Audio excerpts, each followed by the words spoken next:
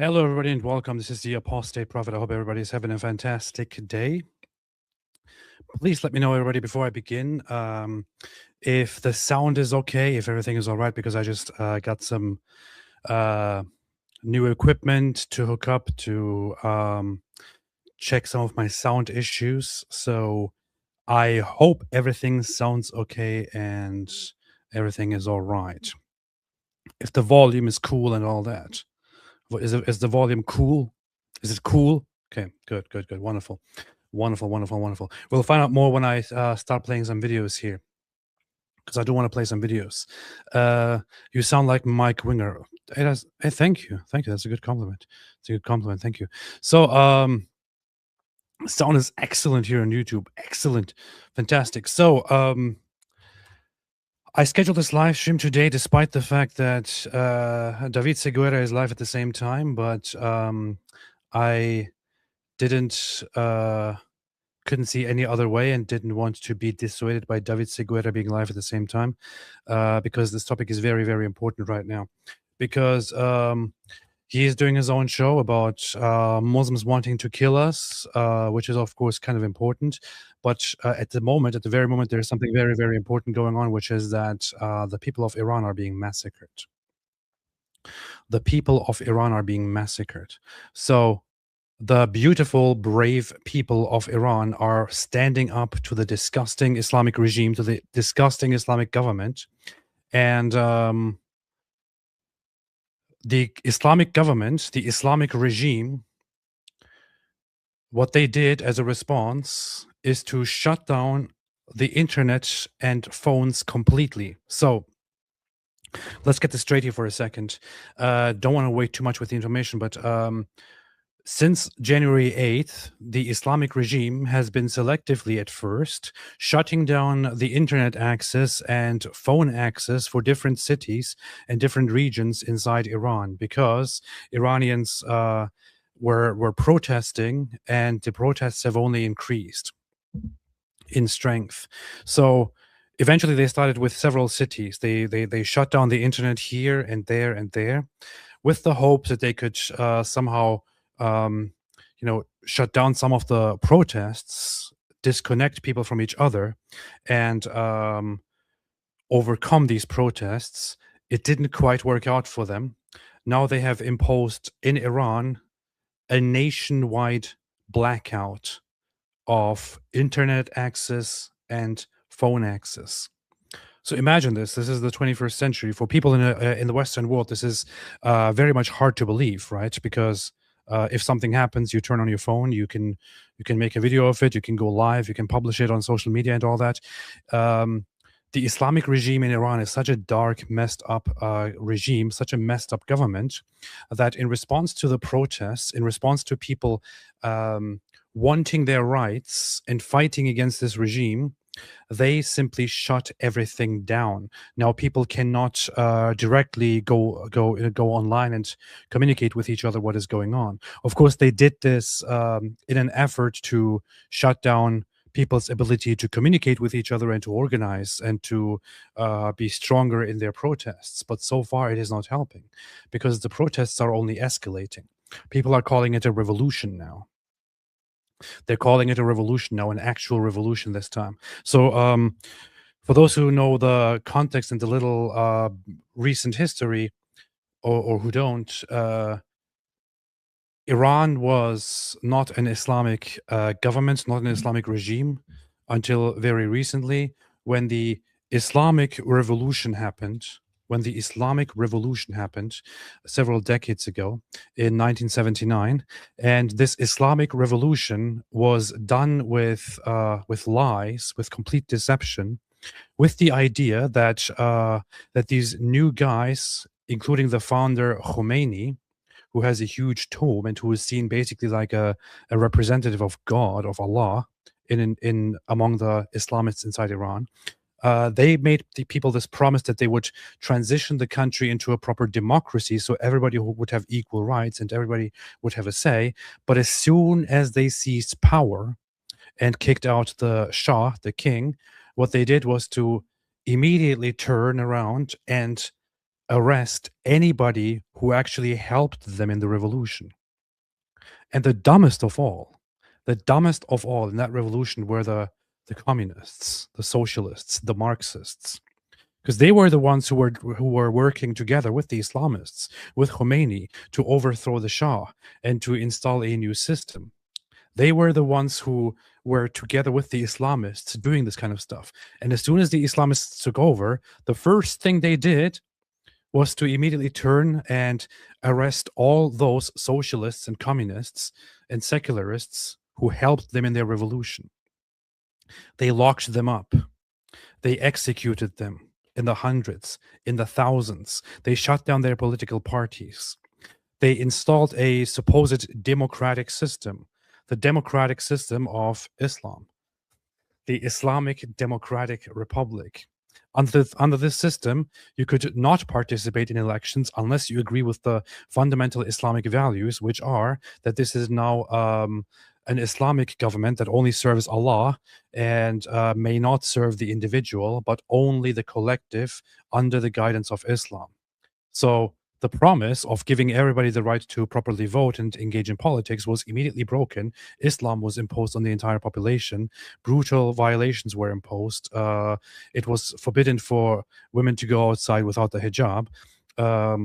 Restrictions on walking out in the streets were imposed. People were arrested and executed for their religious beliefs and so on. And this has been going on for quite a while now, since 79 to this day.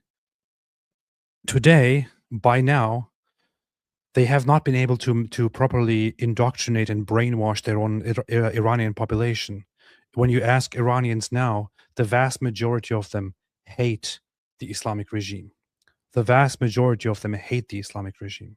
The vast majority of them want to get rid of the Islamic regime. They want to get rid of the supreme leader, the successor of Khomeini, Khamenei.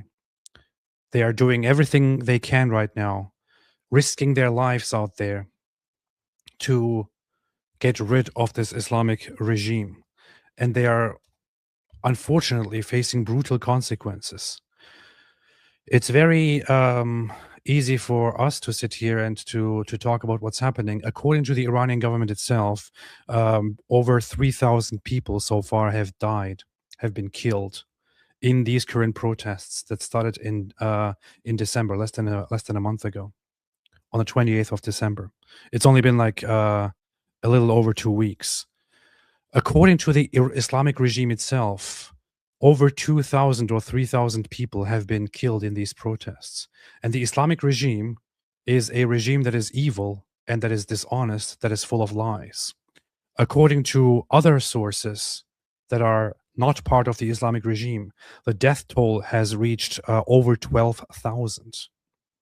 According to other sources, it's over 15,000. According to a CBS report published earlier today, it may be up to 20,000. Up to 20,000. The thing that comes to mind immediately is, where is the world? Where are all these human rights activists? Where are all the celebrities? Why are they not speaking about this?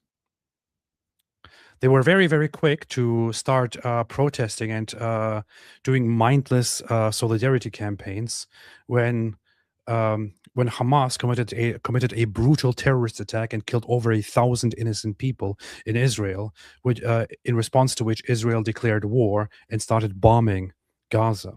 Then they were all very, very quick to jump up and show solidarity and say free Palestine. According to legitimate sources, over 12,000 people have been brutally murdered in a few days. Nobody is speaking. Nobody is saying anything. The only people speaking now, so far, and who are being very, very loud and active about all of this are online activists, Iranians, their allies, the United States of America, and Israel. Unfortunately, I have to say, it is a little bit disappointing, and I don't want to speak too soon. I hope something is done. But even what comes from Israel and from America at this point is not enough. Israel and America both said and promised that they stand together with the people of Israel, with the people of Iran. So far, they have stood by as over 12,000 people have been murdered by the Islamic regime of murderers. Donald Trump said that that if the Islamic regime once again starts murdering people, starts killing protesters, then we will go in and stop them. Unfortunately, so far nothing happened. The people are left on their own. The anti-Iranian Islamic regime turns off the lights, turns off the internet, turns off the phones, and kills people brutally. So far, the world is simply standing by. Can you imagine if Israel did something like this? Simply started mowing down protesters. Everybody would be talking about this. Iran, the Islamic regime, is doing it to Iranians. The United Nations has not said a single thing. Only today has the General Secretary of the United Nations expressed his concern and his condemnations about this. And he's very, very shocked about this. There is a lot of stuff going on, and I want to cover much of it. I'm going to look at a few sources and a few things that. So I want to first off bring up this here. Donald Trump has been kind of going back and forth. He has been saying that he's going to go in and help the Iranians against the Islamic regime. Then J.D. Vance kind of said, I don't think this is the right thing to do. I think we need negotiations. And with all due respect, J.D. Vance really needs to shut up when it comes to geopolitics and all kinds of other things. For reasons like these, and because he's overall so weak and simply an actor, I sincerely hope that J.D. Vance does not take an attempt to become the president, because I think he would just, I think he would fumble it, and it would not be so good. I would put all my bets and all my votes for Marco Rubio.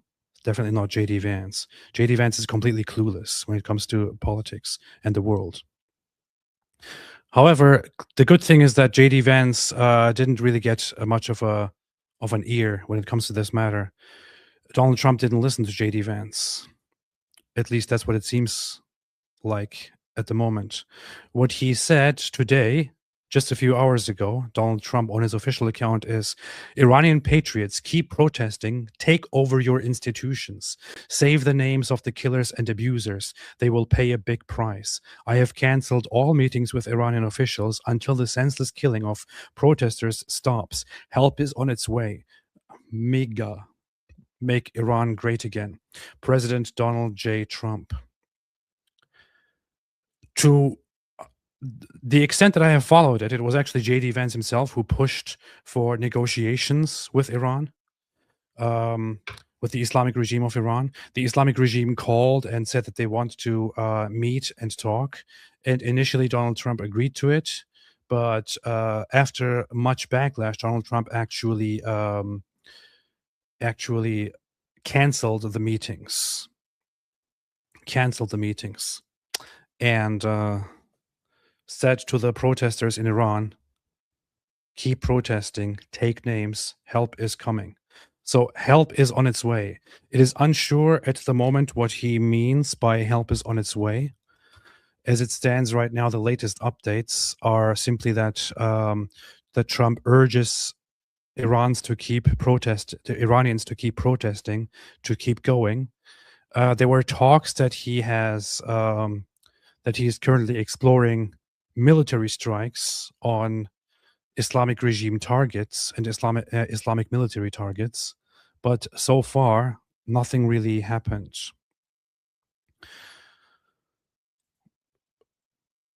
So CBS has said that over 12,000 people, between 12,000 and 20,000 people have been murdered in these attacks. Donald Trump initially said that if they start killing people, then we will stop them. I wish we actually acted. We are leaving these people alone. I want to point out a few things here, just to bring people closer to the idea of Iran, especially for those who might not be very familiar with Iranian culture and what Iran is and all that.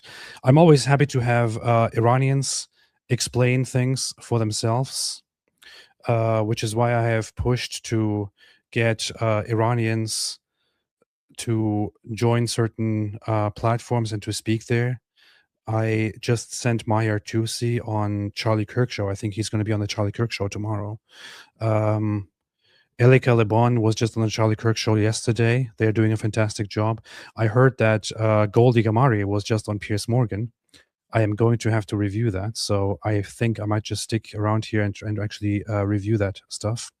But I want to explain a few things to those who are not familiar with Iran, and for those who might be unfamiliar to all of this, who might be watching simply to learn and to find out what the hell is going on. So I made a short post here to say, dear Americans, the Islamic regime, which is oppressing the great people of Iran, is your enemy. They have been chanting death to America for decades and have forced Iranian children to chant the same. I could expand on this forever, but I have spoken to many Iranians who grew up in Iran. I have been quite familiar, have made myself quite familiar with the history of Iran over the last few decades. But Iran, the Islamic regime in Iran, makes it a huge priority to depict the United States of America as their major enemy. In fact, they keep chanting death to America, death to Israel. They keep defining or describing America as the great Satan and Israel as the little Satan, or the other way around. People who are raised in Iran under the Islamic regime learn from very early on as children in school to chant on different days death to America and death to Iran. Can you imagine being raised like that? Imagine for a second being raised like that. You are raised in your country, which is led by these imams, by these mullahs. You go to school. You're a little child. What you are told in school is to shout "Death to America, death to Israel." So the children were raised under this kind of stuff. Despite that, over 80% of Iranians hate the Islamic regime today. I can very, very much back this up simply by going into some of the recent surveys, some of the research to show what Iranians actually think about the Islamic regime. We have surveys such as this one here by Gaman. I think this was, if I'm not mistaken, done 2 years ago. Oh, it's 4 years ago. For some reason, I thought it's 2024 right now, but apparently it's not. It's 2026. So, according to this study here, there are some very, very important things to actually explore here. According to this study, people go for different options. There are those who say that it should be an absolute monarchy. There are those who say it should be a constitutional monarchy. There are those who say it should be a secular republic in Iran. Only 22.4% say it should be an Islamic republic. Imagine that. Only 22.4% of Iranians, when asked what is the most suitable system for Iran, say it should be an Islamic republic, which is the system that we have in place right now. So 80% of the people don't even agree that this system should be in place. They go for these other options. Some people are hardcore monarchists. Some people want an absolute monarchy. Some people just want a secular republic. The good thing about this is that the current crown prince, Reza Pahlavi, he himself is pushed by many people as the monarch, the Shah, who should take over. But he himself says, we will do whatever the people want, whatever the people eventually decide. And if they decide that we should have a monarchy, a constitutional monarchy, we will do that. If the people decide it should be a secular republic, then we will do that. So he wants to take over the leadership and wants to then leave it up to the people to together transition this country into a proper system that actually works. But nobody, except for a minority, wants it to be an Islamic republic. These people do not want the Islamic regime. There are lots of questions here. There are a lot of people who question the popularity and the legitimacy of the Crown Prince Reza Pahlavi. There are many people who side with foreign elements and who say that the people of Iran actually don't want Reza Pahlavi, the Shah, the monarch, to be their leader. This is easily disproven when you ask Iranians themselves. In this very same survey, you see this following question here. If there were free elections in Iran in which nominees of diverse political orientations could participate, which of the following persons would you vote for? You can see here the responses. 39.5% say they would vote for Reza Pahlavi, the crown prince. 39.5%, by far the most popular option. 16% say none of the above, 5% say someone else. 39.5% say they would vote for Reza Pahlavi, the crown prince, to lead the country. There's also another very, very interesting element here. There are some traitors among us in America, like Rudy Giuliani or Matt Gaetz, for example, who have been paid by an Islamic communist terrorist organization to encourage an Islamic terrorist organization and their takeover of Iran. Here is an example of that. Matt Gaetz here, happily, like many others, interviews this clown who is a member of an organization that calls itself the National Council of Resistance of Iran. This clown here is part of this organization, National Council of Resistance of Iran, that is also called the MEK, which is an Islamic terrorist organization, and they pay American politicians and influencers to promote themselves as leaders of a new Iran. They push a leader by the name of Maryam Rajavi, who is a cult leader, who is the leader of this Islamic communist organization, who is responsible for the deaths of many Iranians. This is very important because let's get back very quickly to the poll we were just looking at. Maryam Rajavi.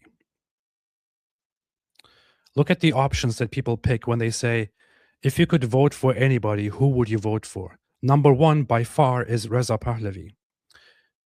Do you see who is at the very, very bottom of this list with only 0.8 people?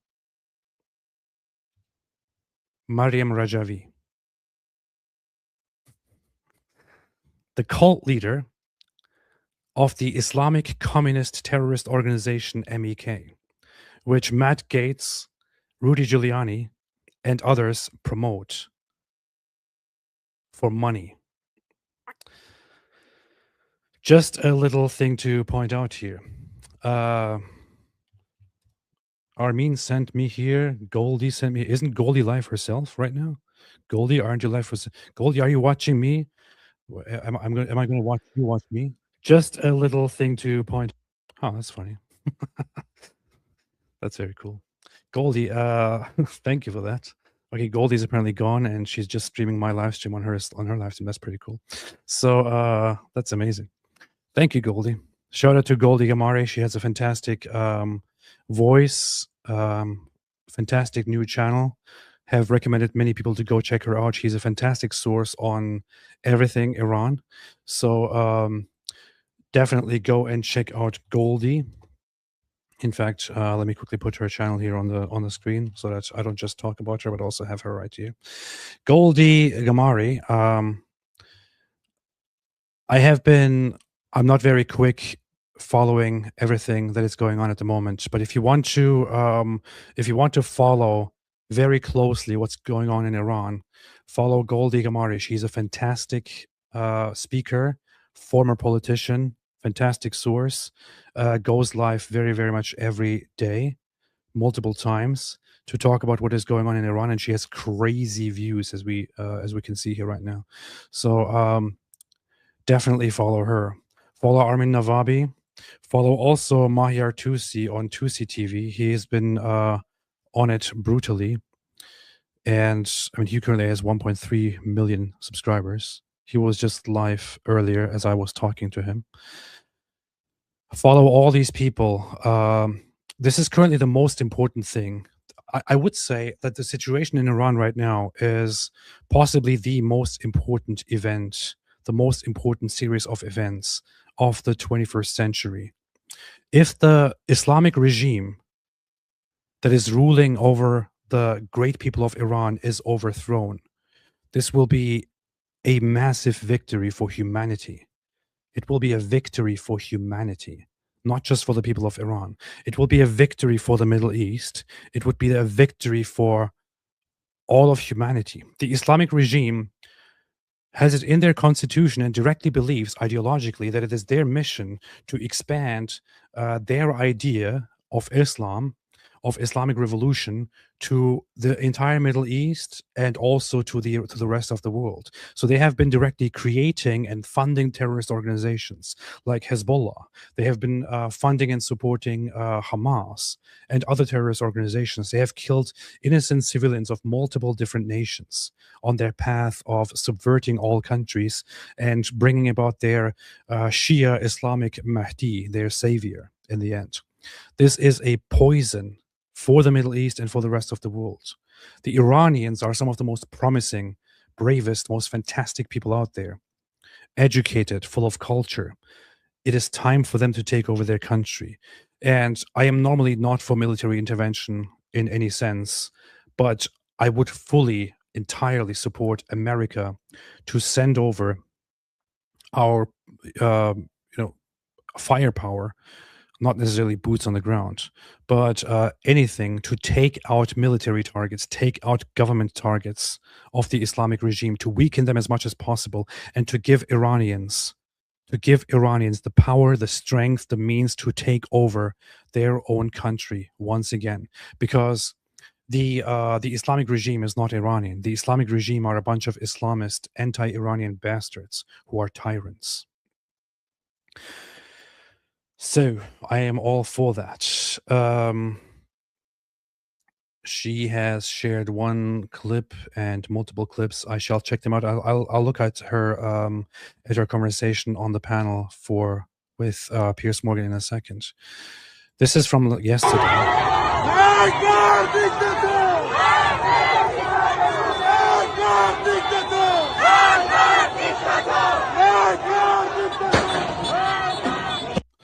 I don't understand what they're saying, but if anybody can confirm, are they saying death to the dictator? Is that what they're saying? I think that's what they're saying. Mark dictator.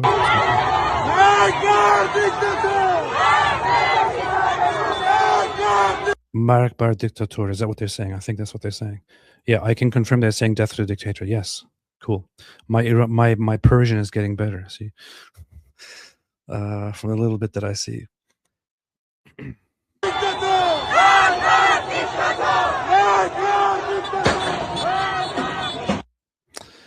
And you can hear fires, whatever is being shot at them.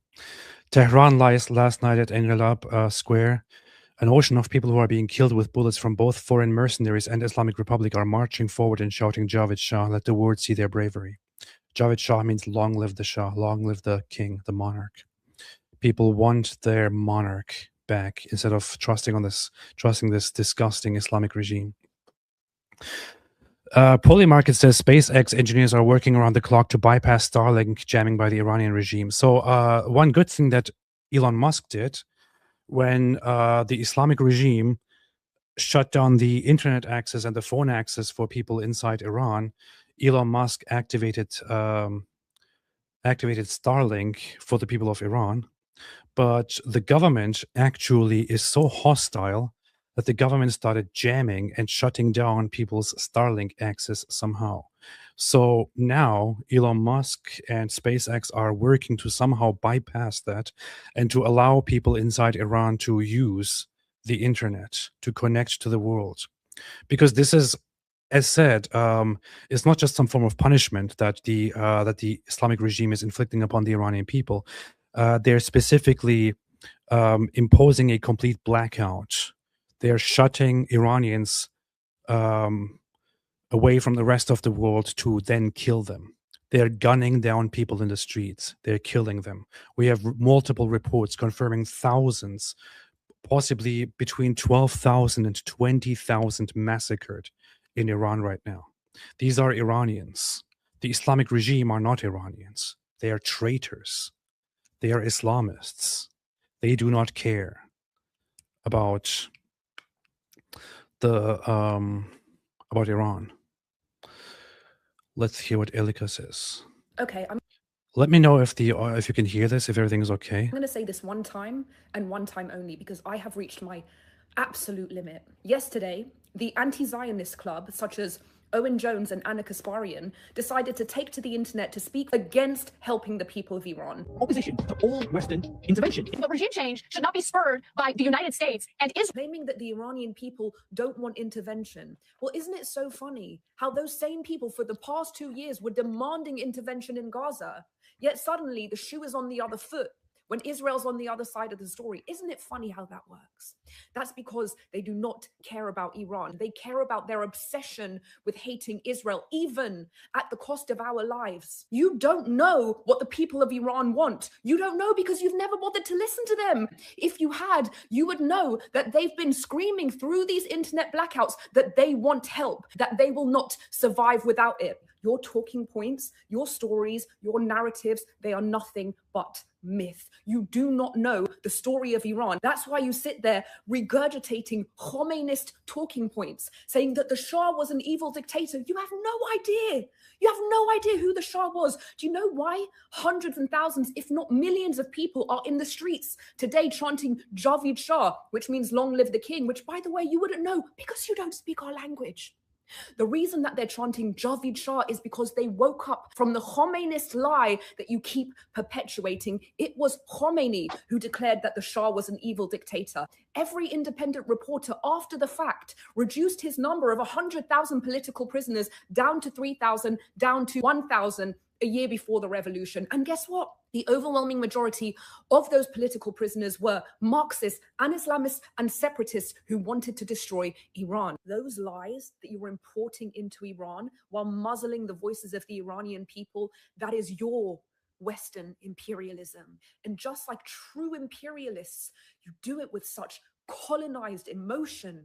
You colonize our passion, veins bulging out of your neck while you screech your lies over the Iranian people as if you're one of us, as if the pain of our ancestors runs through your blood. You are imposters. You are impersonators.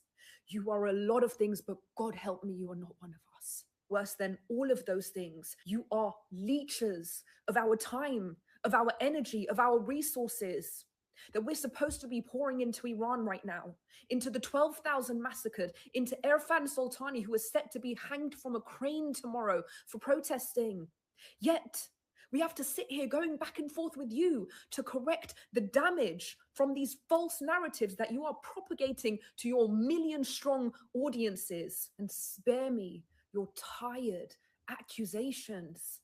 Call me a Zionist stooge. Call me a CIA agent. Call me a Western lackey. We've heard it all before. But good luck convincing your audience that the millions of Iranians calling for the Crown Prince and demanding intervention are all Zionist stooges. Your propaganda tactics died with the Soviet Union. George Orwell already warned us in 1984 how you turn us all... Normally, it is customary to pause somewhere and to comment on it, but I really don't want to pause anything about this. I just wanted to say that because I don't know how I can say it better. To unpersons, how every enemy of your ideology becomes a fascist, a lackey, a stooge. It's over. It is over for you Western imperialists. We are done with the boots of your ideological colonization in our homelands. And I promise you one thing, when this Islamic regime is in the ash heap of history, which it very soon will be, you will not be remembered as the humanitarians of our time with glowing reputations. You will be remembered as the greatest tools of oppression, of tyranny, of totalitarianism, of terror of our time. Get out of Iran, and for the love of God, stay out. Okay. Wow. That was quite good. This is Elika Lebon. She was also on the Charlie Kirk show yesterday. She was on the Charlie Kirk show yesterday. She's very passionate about all of this because she's Iranian, and is one of the many people who are from Iran and who cannot go back to Iran. She can't go back to her own country. She can't possibly visit her own country, her own home country of Iran. If she went there, she would be disappeared. She would be arrested. She would be possibly executed, or at least set up for execution, because that's what the Islamic regime is. But she's a fantastic speaker. Would definitely recommend following her across platforms. She is a rising voice on this, and is going to continue to be a rising voice on this. I have whenever it comes to Iran, I have been spending a lot of time simply promoting Iranians to speak about this stuff, and I want them to give each one of them as much as possible space and whatever resources I can give them to speak, because their struggle is a very, very great, a very noble one, and I want them victorious. I want to see them emerge victoriously and defeat the Islamic regime once and for all. Naveed Mohibi said, wait a minute, why did I click on this? Because somebody else quote tweeted it. I haven't read this right now, but I gotta go through this quickly. It's 3:20 a.m. in Tehran. Here are my 16 key observations on the current state of protests in Iran. 16 days of nationwide protests from December 28th to January 12th mark the largest mass demonstrations in Iran's modern history. As of this hour, there are no verified reports of street protests today. According to multiple reports, at least 12,000 people have been killed. At least 12,000 people have been killed. 12,000 people have been killed. A figure that can only be described as a massacre. Observers warn the real number may be significantly higher. Let's put something into perspective here. When October 7 happened, and the Palestinians killed over 1,000 Israelis of all backgrounds, there were protests around the world already on that day in favor of Palestine, asking for a free Palestine, asking to stop the genocide and whatever it is. As soon as Israel began responding to a terrorist attack and started fighting against terrorism, as soon as a few thousand deaths were reported, people started calling it a genocide and the world started going crazy. Now contrast that to what is happening here in Iran. People simply went out protesting. These protesters didn't go out killing anybody. They didn't go out raping people. They didn't go out burning people alive. They didn't go out doing any of these things. They simply started protesting to demand an end to the tyrannical Islamic regime. In response to that, over 12,000 people, some sources say over 20,000 people, have been brutally massacred. Where are the protests? Where are the voices? Where are the people? Where is Greta Thunberg? Where are all the celebrities with red hands going out and protesting? Where are all the disgusting celebrities making a stupid post to stick to the trend?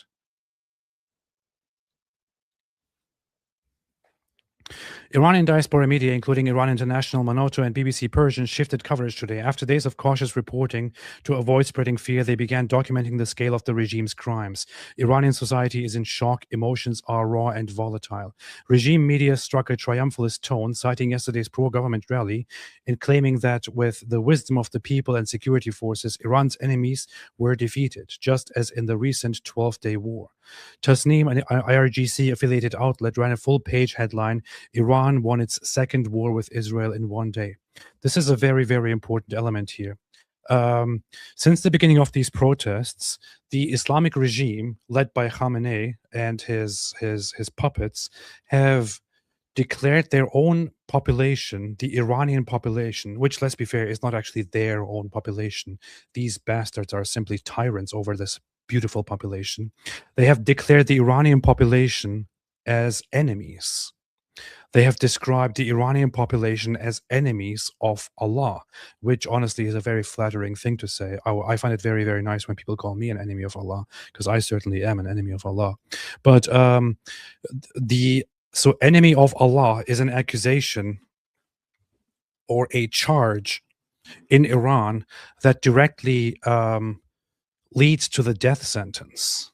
Under the Islamic regime, under their morality, based directly on Quran chapter 5, verse 33, anyone who protests or who attacks the Islamic regime is an enemy of Allah who is waging war against Allah and his messenger and against Islam, and thereby deserves the death penalty. So for the Islamic regime, it is completely okay to simply start shooting these protesters and killing them.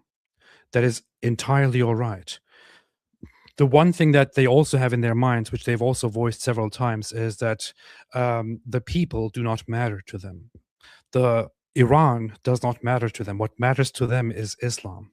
So if all of Iran started going out and protesting, they would have no problem shooting all of the Iranian population down and killing them in a great massacre. Because what matters to them is the victory of the Islamic regime. What matters to them is the victory of Islam. That's how they act. That's what they believe. What they also do is to, as soon as there is a protest, even if 50,000 or 100,000 people are protesting, they somehow sell this ridiculous idea that these protesters are all simply Israeli agents. Unfortunately, this Islamic attitude of blaming everything on Israel and of depicting Israel as the enemy and of saying, oh, this is something bad happened here, must be Israel. This person is doing something bad, no, must be Israeli. Somebody's attacking me, must be from Israel. My mother is attacking me, must be Israel. My brother is killing me, must be Israel. It's always Israel. It's always Israel and America. This attitude is always there in the Islamic world, held by the Muslim Islamic population. The Islamic regime popularly uses this all the time. If there are protesters running through the streets, the government will immediately describe that as Israel running through the streets and fighting against the Iranian nation, against the Iranian people. Which is why they will kill happily 12,000 Iranians and will afterwards gloat about it and say, we have defeated the Israeli enemy. This is how sick, how absolutely sick these bastards are. That's how they have to stay in power. They have to depict, this is actually a very common thing. I don't know if there's an English term for it, but I mean, it's called the enemy image or enemy picture. But in German, it's known as Feindbild. I wouldn't be surprised if that word has been taken over into philosophy in English. But it is a very typical tactic to be used when you are insecure and you want to gaslight people and stay in power or make people listen to you or shift blame. You have to raise an enemy image in the heads of people and point at that enemy at all times to say, hey, let's not focus on my shortcomings. Let's not focus on our failures. Let's not focus on this. Look at this enemy. The enemy is doing this. The enemy wants us to focus on our mistakes. The enemy wants you to complain. We can't complain. We have to focus on the enemy. They have to depict this common enemy and thereby stay strong and thereby stay in power. This has been the MO, the major strategy of the Islamic regime forever, since the revolution. Opposition voices counter this narrative, pointing to the 1979 revolution's 398-day trajectory and arguing that revolutions are marathons, not 2-week events. They describe the current path as irreversible and insist this is not the end of the game. Yeah, I also do not believe that this current revolution is stoppable. I think it's very, very I think it's very likely that what is happening right now has gone way past any point of, being stoppable. I think this will lead to the revolution, to the counter-revolution, and will lead to the downfall of the Islamic regime. And I will celebrate. I will join the Iranians in celebrating. I will go on a tour of celebrations and join all the wonderful Iranians to celebrate their victory over these bastards.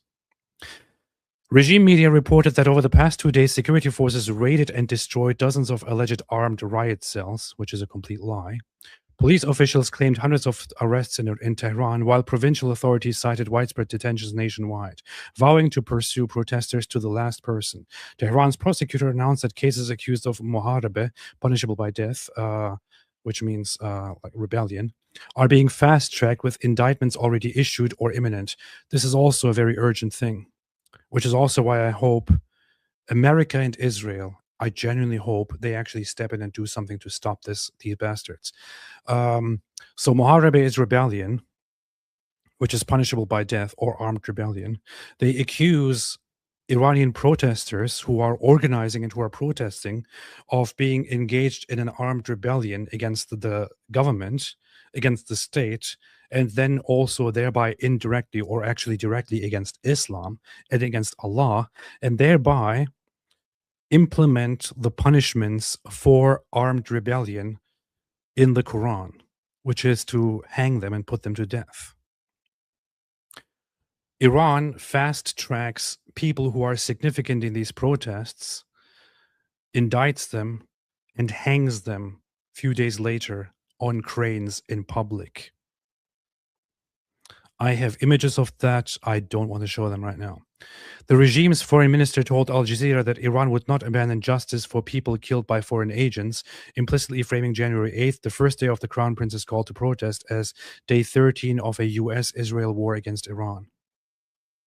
Yeah, they also desperately describe the... So here is the funny thing. Look, here is the very, very funny thing. We just went through that, right? I just showed the article. I just showed the research, which actually... which shows how many of the people of Iran support the Crown Prince Reza Pahlavi as leader for them. 80% do not want the Islamic regime. When asked who they would vote for, as we can see here once again, when asked who they would vote for, if you could vote for anyone, 40%, 39.5% said they would vote for Reza Pahlavi. This is what Iranians say. They would vote for the Crown Prince Reza Pahlavi to lead them. So let's keep it in mind. 80% of the population is against the Islamic regime. 40% of the population wants Reza Pahlavi. Now look at what the Islamic regime says. The Islamic regime says that that justice for people killed by foreign agents will not be abandoned. They're referring to the Crown Prince Reza Pahlavi as a foreign agent who is trying to instigate and kill people inside Iran. So this is a regime which 80% of the population is against inside Iran, referring to the most popular figure among Iranians as a foreign agent.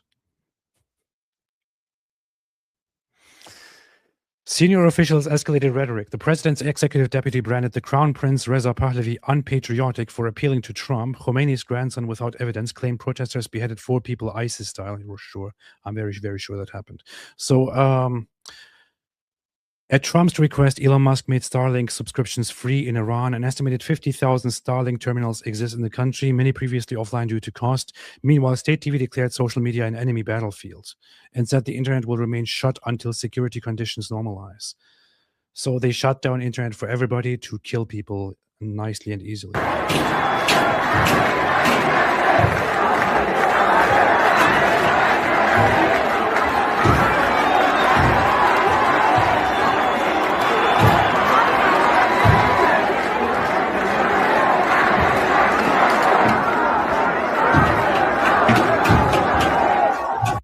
These people are brave, man. These people are brave. They are very well aware of the numbers of people killed so far in these protests. They are very, very well aware that the Islamic regime is now simply ruthlessly killing people. They hear the shots. They hear the deaths. They see the dead bodies brought in body bags, and they are out here protesting. These people have courage like nothing I have seen. And you cannot stop these people. Victory will come soon. Very, very soon. I pray that it comes very, very, very soon. Of course, we have some pro-Islam and pro-Hamas terrorists like this idiot here who has been spamming the chat and who says Iran has a right of self-defense. Was that you who was just talking about how we are all a bunch of Jews and all that? Was it you or was it somebody else? I don't know. I can't fully remember. But if you actually think that you stand with Iran while referring to the Islamic regime, you should be aware of one thing. You're not standing with Iran. You're standing with the enemies of Iran. Because you're an idiot. An absolute idiot. I want to check out Goldie's appearance here, but I want to look at a few final things. Iran is identifying Starlink users, seizing terminals, and attempting to disrupt the service through signal jamming methods.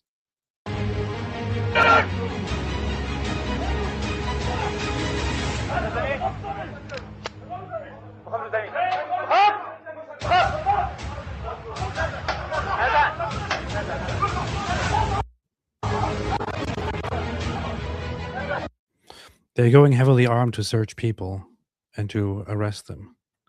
Random people. To find equipment. Very, very dangerous internet equipment and to arrest them. Right. So as said, shout out once again to all these wonderful people to follow more Iranian voices. Armin Navabi, who is from Atheist Republic. I'm promoting him despite the fact that he's an atheist. Mahyar Tusi TV, fantastic voice. Goldie Gamari, right here on screen. You can follow her YouTube channel, Goldie Gamari. Elika Lebon, fantastic voice, fantastic speaker. Another person is Sana Ibrahimi. She was on my channel before as a guest. I just published a short video of hers the other day. She's a fantastic person to follow and to listen to. In fact, she just posted a video earlier today. No, she just reposted Elika. Gonna check these out in a second, and then oh, this is interesting. Directly addressing the whole Israel and Iran thing. I've seen people asking, why is there an Israeli flag in every Iranian diaspora protest against the regime? Let me tell you why. Because Israelis have been standing with Iranian since the beginning, because they know the evil of terrorist Islamic regime, and they've been standing with us in solidarity, and we stood with them in solidarity when they were attacked. That's why you see Israeli flags. Iranians and Israelis are going to be great friends in the future of Iran. Co-partner. Iran and Israel were actually allies. It were on a very good path of cooperation and collaboration before the Islamic Revolution happened. The Islamic Revolution directly turned Iran into an enemy of both Israel and the United States of America, cut ties with Israel entirely, and declared Israel a major enemy. And so the majority of Iranian protesters and monarchists and all that look at Israel quite favorably and want to restore good relations with Israel, and do not align themselves with the typical Arab-minded and Islamic-minded Middle Eastern mindset that is so hostile to Israel. So that's pretty powerful. Pretty powerful stuff. Let me get ready to... Dude, this guy's here. I didn't even recognize him on the screen. Young Turks, Cenk Uygur, the Iranian-born former Canadian MP. All right, let me get ready to look at this. Meanwhile, check out a few super chats here. I know this today I didn't bother that David Segura is also live at the same time, but let me see what David Segura is doing right now as we speak. David Segura is live as well. So David Segura is talking about a very, very important matter concerning us directly. He's talking about the death threats that he and I and others have been receiving from Muslims this whole time. I am talking currently about Iranians being killed, both very, very important things to my heart. Because I also, for those who don't know, I also happen to care about people wanting to kill me, although it might not seem that important. But yeah, I'm currently too busy with the Iran stuff to care about people killing me. Mike Rochwinger said you're streaming at the same time as David Wood. Did you receive 7,000 from the Wingerlings? Yes, I did. Zachary T. Cawley, one of my uncles is Iranian. Long live Pahlavi. Long live Pahlavi instead. Javed Shah. Thank you for supporting the Iranian people and for all your support for Israel and Jews worldwide. Am Israel Chai, Am Iran Chai. Thank you. Kemal Oz says the Kurds are being massacred by al-Julani's jihadist forces under the command and control of Erdogan. The Kurds are the only Muslim group in the Middle East that treat Christians and minorities as equals. They also are guarding massive ISIS prison camps. I mean, Syria is a mess, you know. All the best. Shadowless Rex became a YouTube member. Thank you very, very much and welcome. Ida Rogozin. What's up, Ida? Good to see you here. Maga2508HH, die Kataris lassen nicht. Gruß aus New York, mein Lieber. Shalom. Why are you sending a super chat in German? Ended with a Jewish Hebrew greeting, but also are from New York. This is very multicultural. I appreciate it, actually. Greetings to you. Yo-Yo Hana, when Iranians said it was 2,000 murdered, they said it was less than 100. Now, when Iranians say it's 12,000, they say it's just 2,000. Yeah, that's what. But think about it. Even the Islamic regime at the moment admits that they have that between 2,000 and 3,000 people have died in the protests. So there are those who want to doubt the figures, right? And those who say, no, thousands dead. Of course not. This is all just propaganda. Even the Islamic regime, the terrorist Islamic regime that is ruling over Iran, admits at the moment that over 2,000 or 3,000 people have been killed in these protests. And they have always been lying. They have always been understating, always been hiding the numbers. We have legitimate sources telling us at the moment that over 12,000, possibly 20,000 people have been killed. And that is probably true. CBS News has said that they have confirmed reports that over 12,000 have been killed so far. PC, free Iran indeed. Johanna says, let's remember Irfan Sultani.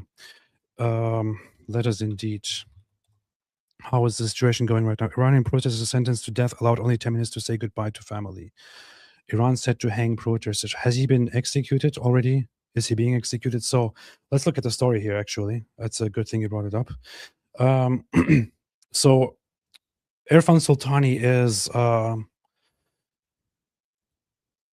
is one of the people who have been arrested and sentenced to death by the Islamic regime. He's supposed to be executed on Wednesday. So people are sharing his pictures and everything everywhere. But this is him. So the young Iranian protester who is allegedly set to be executed on Wednesday for taking part in anti-government demonstrations against the Islamic Republic was given only 10 minutes to say goodbye to his family, according to a haunting new report. Irfan Sultani, who is 26 years old, was given just a brief moment to see his family after being arrested during a protest. Who is believed to be the first of the detained protesters scheduled for death. When is he being When is his execution supposed to be done? Allegedly. Locked and threatened. So, to my knowledge, he's supposed to be executed. Oh, yeah, here. Irfan Sultani, 26, has been allegedly sentenced to death, with his family saying his execution has been scheduled for Wednesday, which is today, in Iran. They're shooting people in the streets. They're sentencing others to death, to be hanged on cranes. They're shutting down the internet and phones and killing people in the dark. This is what the Islamic regime does to Iranians, to the brave people of Iran. Ida Rogosen, hey, missed you. Good to see you. Did you see Goldie Gamari on Piers Morgan Uncensored? She rocked. I'll check it out in a second. Here it is. Kemal Oz, Tucker Carlson pushed J.D. Vance as a vice president for a reason. Tucker is a traitor. Every minute spent idle by Trump is a life lost. Own up to your promise, Trump. These people are fighting just like in our war early in our nation. This is true. Iranians are fighting for their freedom, for a free country, for Iran. And they need our help. They need everybody's help right now. They are facing a ruthless enemy that doesn't care about human rights or anything. AP, we're watching you on Goldie and Armin stream. Can you join the Goldie Armin show tomorrow? I shall. I was supposed to join Goldie on her live stream on Sunday, I believe, and or yesterday, I don't remember. Then I messed it up because I joined David's live stream, which was all about us getting death threats and all that, and I got really distracted, so I kind of messed that up. But I'm happy to join her on a live stream tomorrow. I will do that. Unicorn AP, we're watching you over on Atheist Republic in Goldie's live stream. Much love. Thank you, thank you, thank you. Appreciate that. Shout out to Goldie and to Atheist Republic. Mad Taxpayer became a YouTube member. Welcome to the club. Normal Man, did you see Goldie call out the Iranian regime rat on Piers Morgan? The roach cowered in the face of an Iranian calling out its lies. I shall see it. I'm very, very curious to see it. Ari Wasserman, love you, buddy. Thank you. Thank you, Ari. Good to see you here again. Jan Kuste, great. I love you, AP, David Wood, and Mike Winger. We all love Mike Winger. I was just watching Armin Navabi and Goldie Gamari. I just wanted to say, as an Israeli, it is so funny. It makes me so happy to see how Iranians and others have caught on to what filth Haaretz is. Haaretz is filth. It's worse than CNN in America.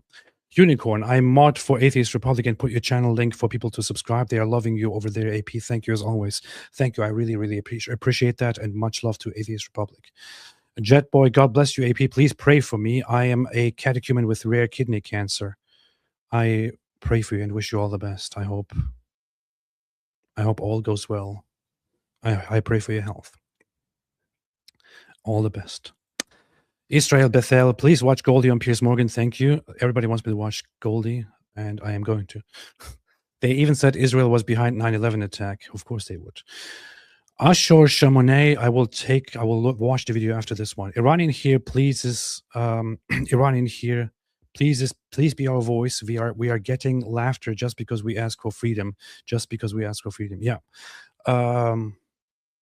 I'm doing my best to highlight Iran's struggle at the moment. And also personally pushing, I know there's this whole attitude right now of like, no, we don't want to interfere in other countries. We don't want to be interventionist and all that. I would say, screw that. I get it. But the world is not a place of isolated people.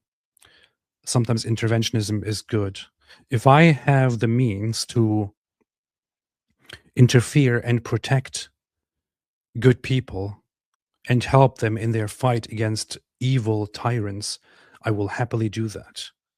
And if I think of countries as people, I would say that America should interfere and help the people of Iran and directly go in, not necessarily send in, soldiers on the ground, but send in jets and in some ways bomb and weaken the military facilities and other facilities of the Islamic regime to help Iranians fight against this evil that they're standing against. That is good morality. I do not think that isolationism and staying out of people's troubles is good morality. I think it's a good thing to help.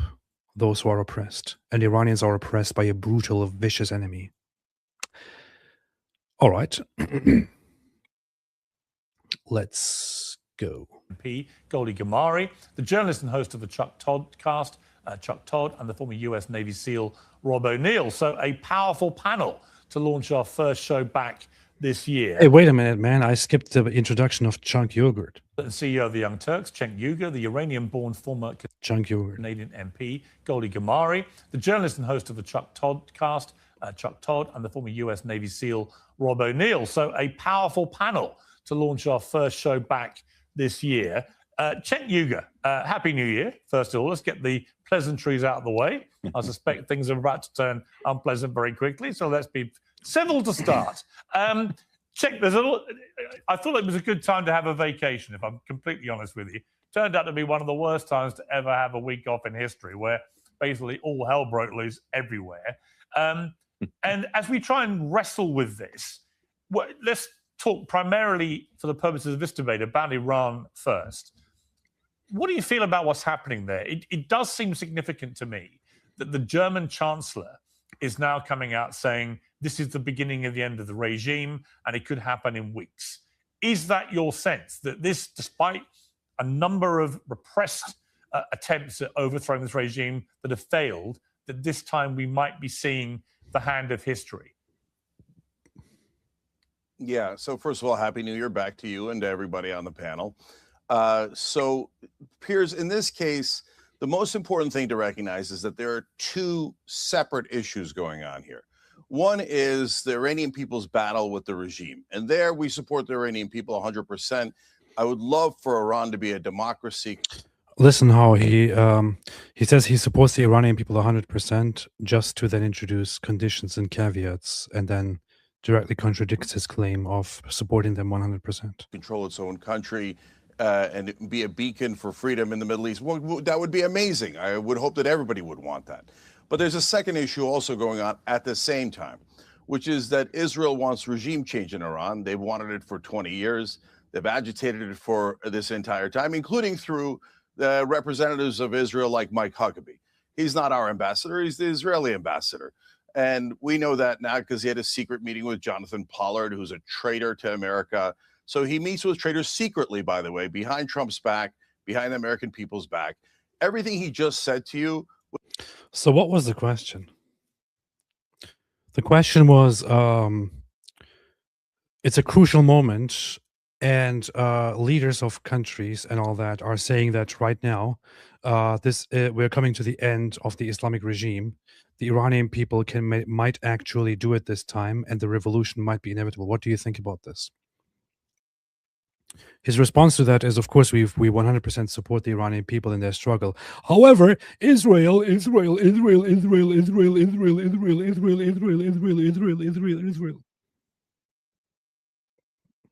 was propaganda. There's nothing going on in this guy's head, man. There's literally nothing happening in this guy's head. For Israel. They've wanted this regime change forever. And now here's how you could tell that. Well, that doesn't mean it's wrong. They will not. Cenk, it doesn't mean it's wrong. Yeah. I mean, it might well suit. It might well that's suit. right. Well, hang on. It might well suit Israel's interests, but that doesn't mean it doesn't also suit America's interests, or indeed the rest of the world's interests. Right. So, Piers, then we get to the issue of, yes, but what is America doing and what should America do? So if you want to accomplish the thing that we all want, which is Iran to be free, the worst possible thing you could do is bomb them. Because if you bomb them, like all countries, they will rally around the flag. If you think they're... You know what I hate the most about the Piers Morgan show, which is that they can never stick to the topic. Like, it's like he asks a question, the responder then deviates from the question into something completely different and irrelevant, and Piers Morgan doesn't even notice it and helps together move the topic to something else. Normally, you know, there's a panel here, and the host should be asking everybody's opinion on a certain question that he has at the moment. Everybody should be able to get in their opinion on this topic, on this question that he has. But Piers Morgan, the host himself, can never keep track of the actual topic that the panelists are supposed to answer. He allows immediately for some dummy to sidetrack and to change the topic, and then he changes. So he lets the guest change the topic for him, so the other panelists never get to actually answer the question. It's such a stupid show, man. There's no one who supports the regime in Iran. You're also wrong about that. I think they're a minority, but they're the minority with the guns, etc. And so at this point, the idea that, oh, don't worry, we'll just bomb the Iranians, we'll kill a whole bunch of their civilians, and then we'll be greeted as liberators. You know, Mike Huckabee talked about 2 kicks of the mule, but except he got the wrong. Who said bomb Iranians, man? Mule. So we got. You know who is killing Iranians right now? The Islamic regime. What a retard. Kicked in Iraq in the same exact way. Neocons like Mike Huckabee coming out there and going, oh, this is going to be easy. We're going to liberate the Iraqis, and the Iraqis are going to love us for it, etc. I don't need to get kicked by that mule twice. I guarantee you this will end in disaster if Israel forces us to get involved. If you care about the Iranian people, we should not bomb them. It will be greatly counterproductive. And I guarantee you that both Israel and America does not want democracy in Iran. What they want instead is a puppet leader. So they will bring in the former Shah, a king, a dictator who will do everything that Israel wants. And then the Iranian people will revolt against him. And then we'll go through the cycle again and again and again. Wait. Hang on. Again, this is literally how we got people were dictator who leader. So they does not want democracy in Iran. What they want instead is a puppet leader. So they will bring in the former Shah, a king, a dictator who will do everything that Israel wants.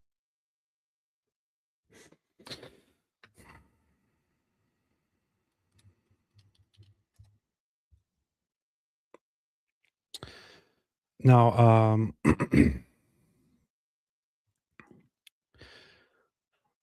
I'm sure many people haven't caught this. He says America and Israel don't want a democratic, a democracy there. They want to bring in a what? Let's hear it again. Shah in Iran. What they want instead is a puppet leader. So they will bring in. They want a puppet leader. So they will bring in the former Shah, a king, a dictator. They will bring in the former Shah, a king, a dictator. So here is Reza Pahlavi. Just Google it. This is Reza Pahlavi, whom people want. He is the crown prince. He is the member and the crown prince of the Pahlavi dynasty, who is the preferred leader among Iranians. Iranians want to be led by this guy. They want this guy to come in and to take over and to transition the government into whatever they want. You know what this guy is not? This guy is not the former Shah. This guy never was the Shah. He's the son of the former Shah.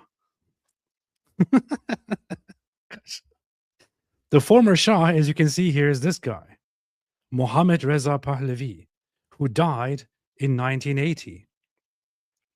Reza Pahlavi, who would be brought in to Iran, whom Iranians want as their leader, is not the former Shah. He is not a former king. He is not a former dictator. I mean, I can't believe how ridiculously stupid this is. This is so dumb, even for Cenk Uygur. Who will leader? So they will bring in the former Shah, a king, a dictator who will do. How would they bring in the former Shah? The former Shah is dead, you absolute imbecile. Gosh. This guy is so retarded, man.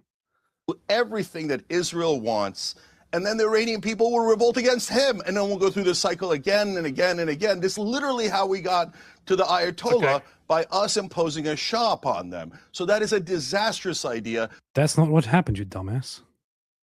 Do not go into the... And ask the people what they want. They want the Shah.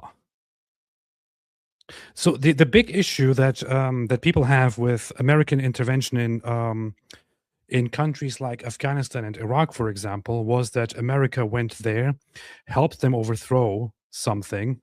Not in the case of Afghanistan, actually, but in the case of Iraq. America went there and helped overthrow Saddam Hussein, who was an absolute evil bastard tyrant. But then America stayed there and basically forced Iraq to figure out some democratic system. The people didn't really want that.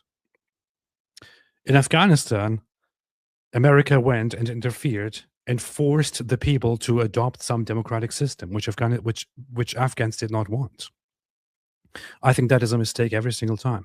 You can't go to different cultures, to the Middle East and here and there, and simply adopt your idea of government and your democracy onto people if they do not want it. Which is why I would be against any kind of nation building or similar nonsense in Iran. I would never be for America going in there and taking over and then imposing our values onto Iran. That should never, ever happen. What America can do is to help take out military targets and facilities of the Islamic regime and then leave it up to the Iranians themselves to decide what they want to do. And guess what? The most popular option that Iranians themselves offer is to be guided and led by the son of the former Shah, by Reza Pahlavi, by the crown prince, who himself does not say, I will be the king. He himself says, I am happy to listen to the people and transition to whatever the people want. It could be a constitutional monarchy. It could be a complete democracy. It could be anything, whatever the people want. But they want Reza Pahlavi as their leader. That's it.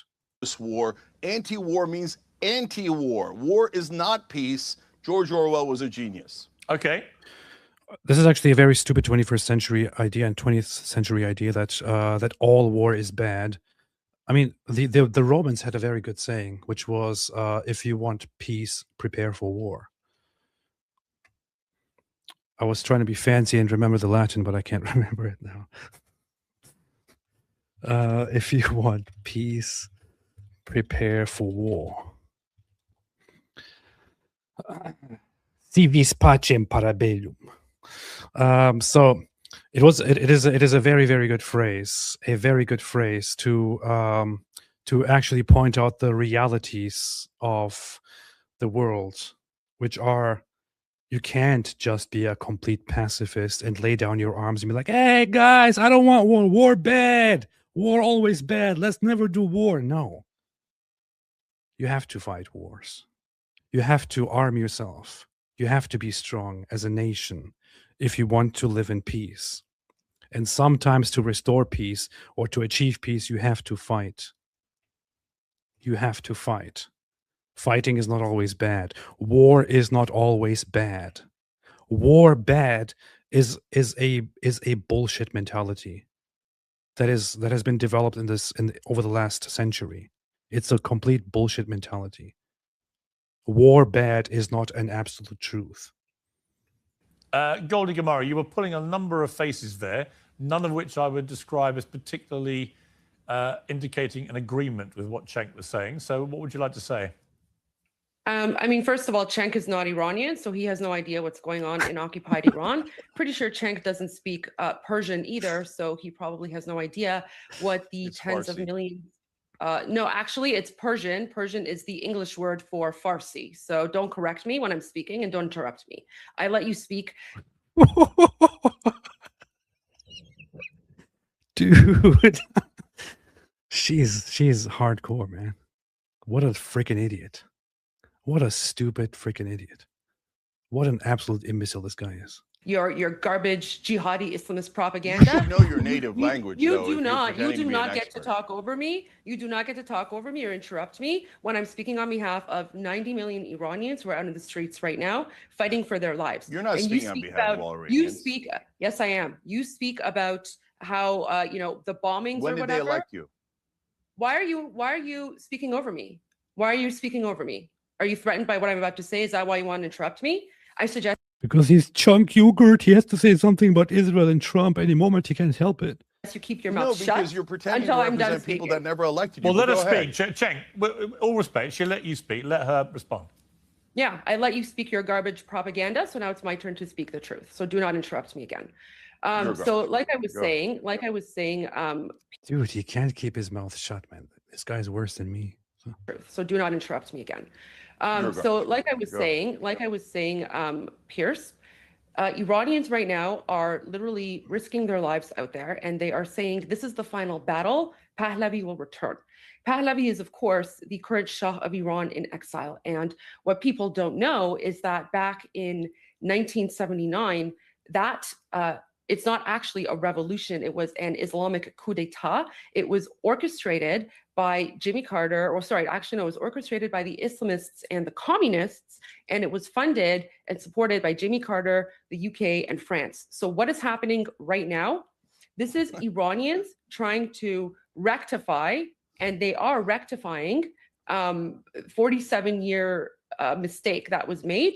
And what Iranians are saying is that we are going out and we are not going to stop fighting until we not only overthrow the Islamic dictatorship, but we return our king, because there is only one person that we Iranians trust to transition us from a dictatorship to a democracy. Hey, wait a minute. That's cool. They posted a video which they directly took from Visegrad 24. Shout out to my boys at Visegrad 24. They're doing an amazing job. Our king, because there is only one person that we Iranians trust to transition us from a dictatorship to a democracy, and that is His Royal Highness. And one final point, Iran was not an authoritarian dictatorship prior to 1979. We were a constitutional monarchy, just like England. That is what we are fighting for. So anyone who says that Iran was an authoritarian dictatorship, they know nothing about the country, because we used to be a constitutional monarchy. Today's show is sponsored by Beth, I don't care who you're sponsored by. But Goldie is fantastic. Thank you for that. Thank you for that speech. Sorry, I mean woman. Chuck Todd. Welcome back to Uncensored. Happy New Year. Thank you, sir. There's a lot going on, Chuck. Someone said to me, wow, what a week to not be on air. And I was like, the thing about Donald Trump is there's always another week and another week. Correct. And another week. So there's never a good week to have off in Trump land. There's an awful lot going on. You know, it's funny. I was talking to someone the other day. If you take away Trump's rhetoric, which can often be very inflammatory, and you focus on what I think is his vision here, a lot of what he's doing, whether it's Greenland, whether it's Venezuela, whether it's... So there is one thing that I have to say. There is a lot of talk sometimes about the previous government in Iran. And it wouldn't be entirely inaccurate to say that, or it wouldn't be entirely accurate to say that nobody had problems with the Iranian monarchy when it was there, and when the former Shah was actually ruling in Iran. It was a constitutional monarchy. The people had a choice, a voice. It had a parliament ruled over by the king. People were loyal to the king. The country was loyal to the king, to the Shah.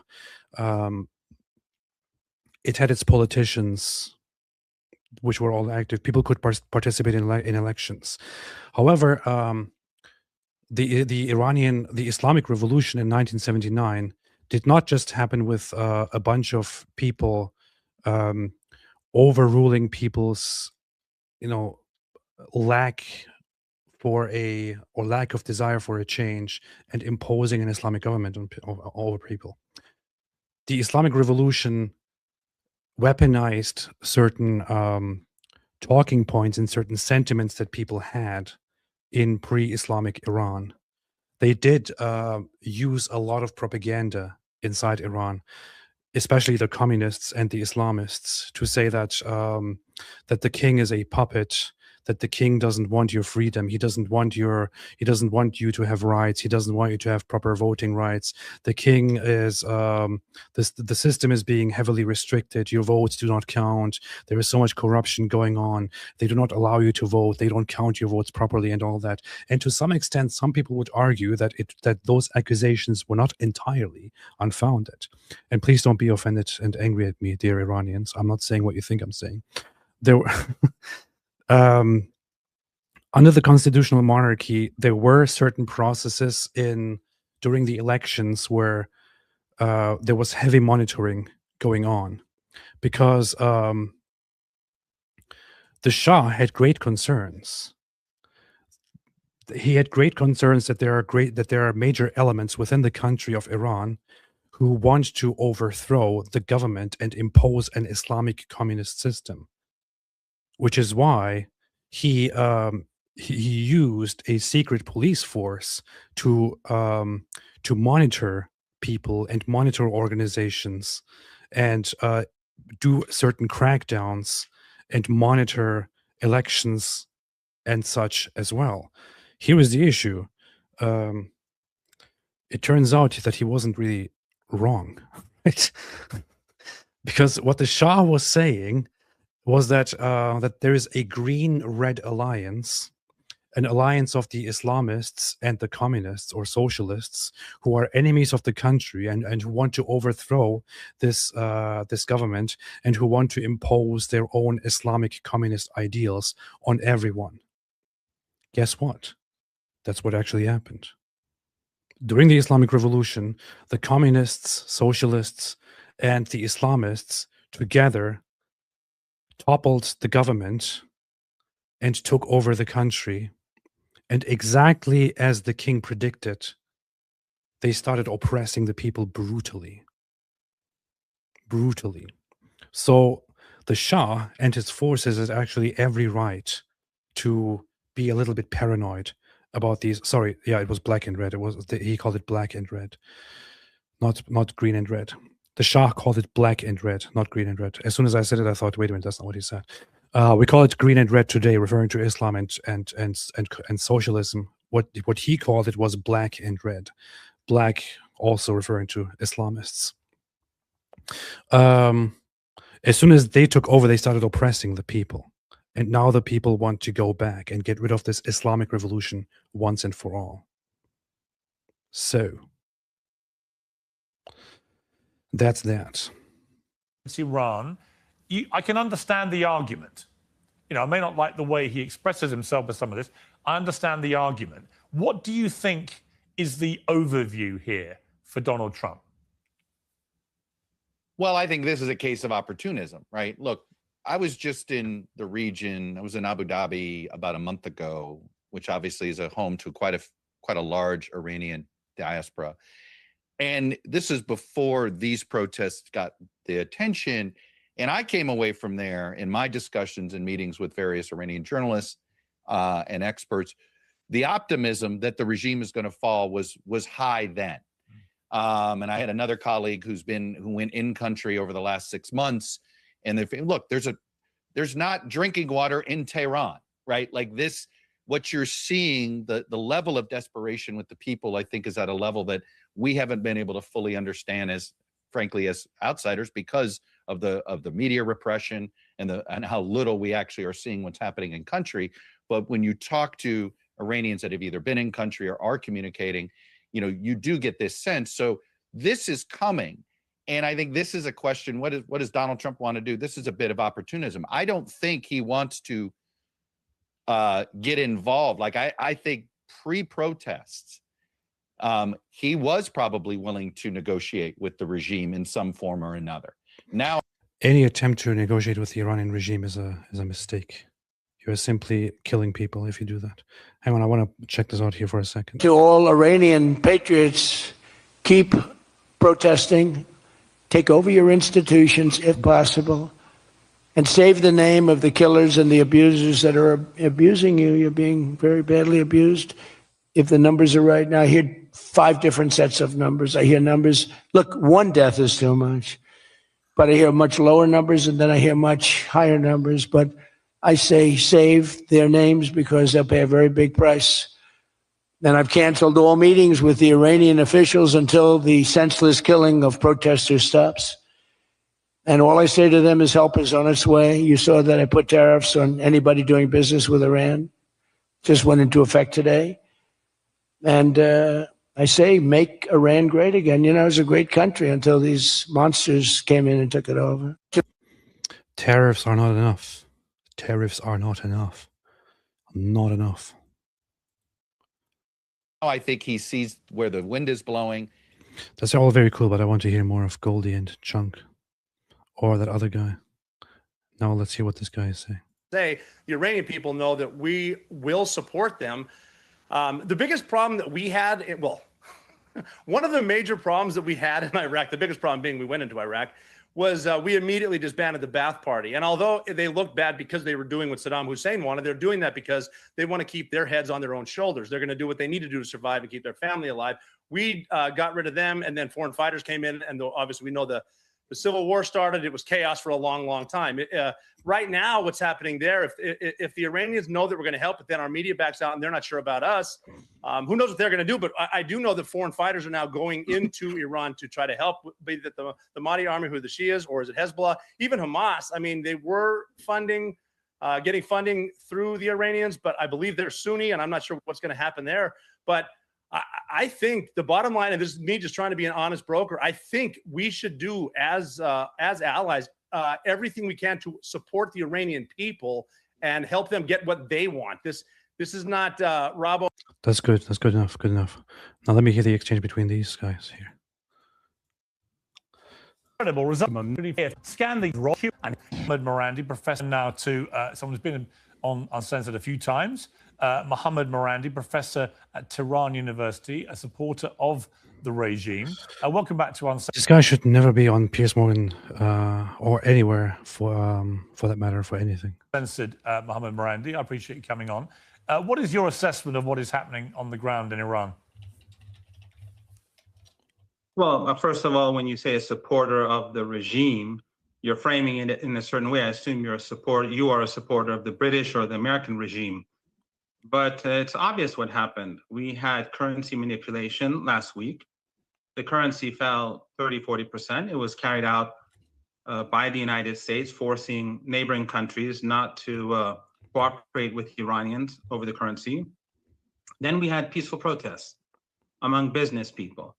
And there were a few thousand people in 2-3 different cities. There was no violence. There were no arrests.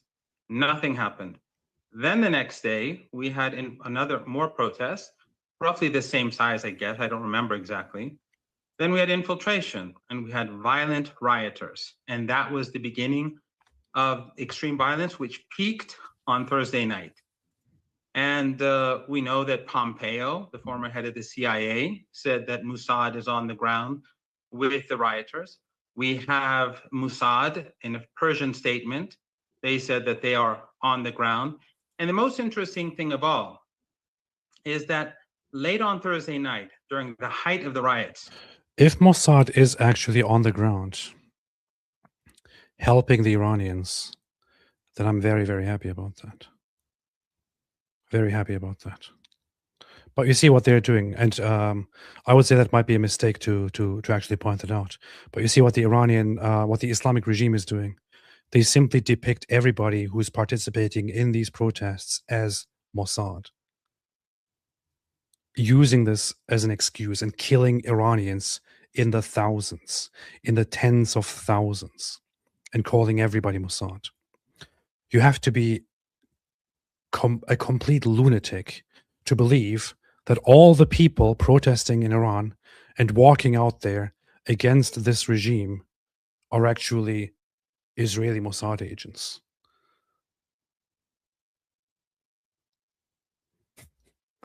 And roughly 100 officers of the law were murdered. A couple of them burnt alive, beheaded, head smashed. We had a nurse who was burned alive in a clinic. The clinic was burnt down. We had many buses, ambulances, and fire engines destroyed, tens of each. I'm not sure about ambulances, but I know tens of fire engines and public buses and private property. But the point is that late on Thursday night or early in the morning, they cut off the internet and suddenly everything died down. The reason? Because all these groups... No, it didn't. We have had access to protests, to images within Iran this entire time. It did not die down, not for a second. We have images from today of people protesting in masses, thousands, walking through the streets of Tehran and other places, protesting and shouting for the death of the Islamic regime, for the end of the Islamic regime. This is what these guys always do. They, the pro-Islamic regime, they always want to depict this as, oh, just, nothing was really happening. Everybody was completely happy, man. Everybody was completely happy. And then, of course, the infiltrators, the Jews, and the others, they just, riled things up and all that. That's why things happened. That's why things went wrong, I'm sorry, according to every single statistic that we have, the vast majority of this country does not want this disgusting, filthy, evil Islamic regime. The vast majority of this country wants to get rid of this Islamic regime. The vast majority of this country doesn't even vote in the elections anymore because they don't believe that there's any point in voting in these elections. The vast majority of Iranians hate your guts. And I hope they bring you to your ends, dear Islamic regime. And I hope they hold every single person from Khamenei and his IRGC and his puppets accountable for every single crime they have committed. In such a way in which revolutions generally hold their oppressors accountable, if you know what I mean. These small groups, violent groups that were spread out in different cities and different parts of big cities, they could no longer communicate with their bosses abroad. So it was really spontaneous. The riots would have continued, but now we've had 4 days of quiet. And yesterday, we had massive anti-riot protests across the country. And I asked your producer to show footage of the protests in Tehran against the rioters. And this is from the middle of the footage. This is Engelab Square. It goes from Imam Hussein Square to Azadi Square, from Engelab Square south to Imam Khomeini Square. That is millions of people. That is. So we have already seen the statistics. 80% of people are against the Islamic regime. Even more people than there are supporters of the Islamic regime. 2.5 times more people than there are supporters for the Islamic regime want Reza Pahlavi to come in and take over. And this guy wants to impress us with these fake pro-Islamic regime rallies. It's huge. Anyone can look on the map or use DeepSeek or some other AI app and check what sort of distance this is. This is a helicopter. But just a few hours ago. Just to stop you there, Professor Vermey, just to be clear, that's footage you've supplied. We've been unable to independently verify it. So it is what it is. Clearly, there are people, it seems from all the independent reports I've read, who are... Okay, so Goldie, for example, one of our panelists is saying that footage is from 2020. So we don't know what you're showing us there. You accept that? No, that's a dishonest take. That footage is very clear. This misinformation is being produced by the West, and the reporter who was on that helicopter, whose face is there, he came on television, showed the footage. I was at the protest. There were millions of people. What you are trying to do, just like you did during the Israeli regime's attack on Iran, is you are trying to help war. Because when the Israeli regime carried out that blitzkrieg attack, as we were negotiating with them, you invited me and started bad-mouthing Iran. Why? Because you and many others like you. No, I didn't bad-mouth Iran. Sorry, just to be clear. Oh, yes, you did. Just to be clear. Hang on.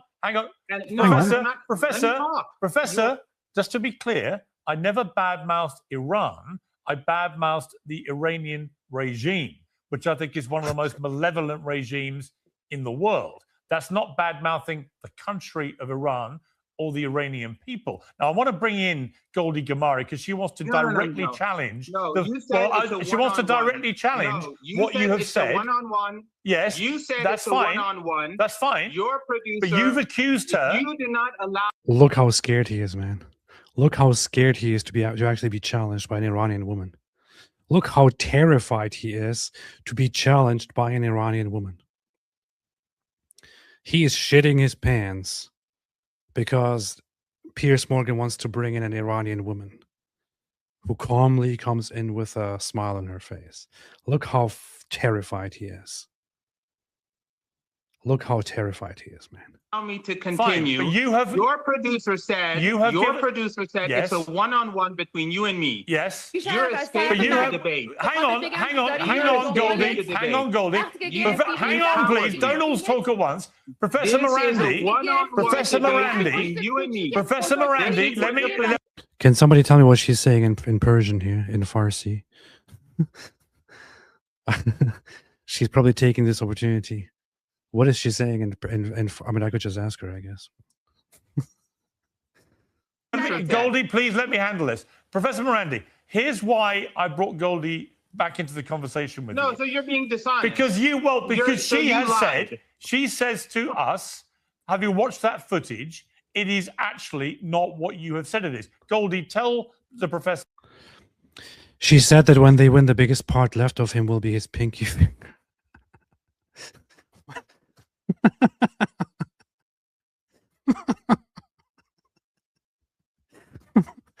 She's telling him his fingertip will be the largest part of him left when they get their hands on him.